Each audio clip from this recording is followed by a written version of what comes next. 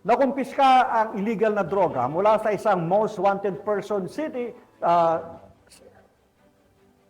matapos magkasa ng anti-illegal drug operation sa Coronadal City, South Cotabato. Nakaharap ang suspect sa kasong paglabag sa Republic Act 9165 o Comprehensive Dangerous Drug Act of 2002. Ibabalita yan ni Patrolwoman Jobilin Dodoso.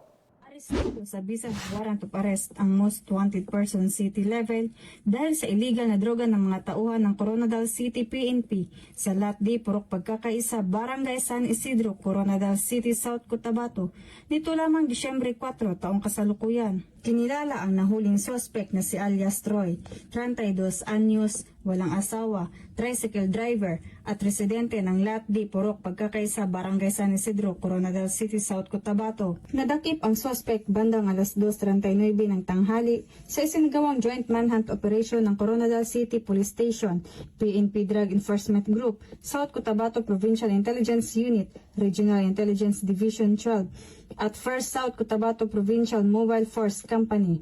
Nasa kustodiya ng Coronadal City Police Station ang suspect para sa tamang disposisyon. Ang PNP ay patuloy sa pagsasagawa ng operasyon laban sa mga taong may pananagutan sa batas upang mapanatiling ligtas, tahimik at maayos ang komunidad tungo sa maayos at ligtas na bagong Pilipinas. Mula dito sa General Santos City, ako ang inyong Police News Network Respondent, Patrolwoman Jobilin Dodoso, alagad ng batas, taga-Tagum.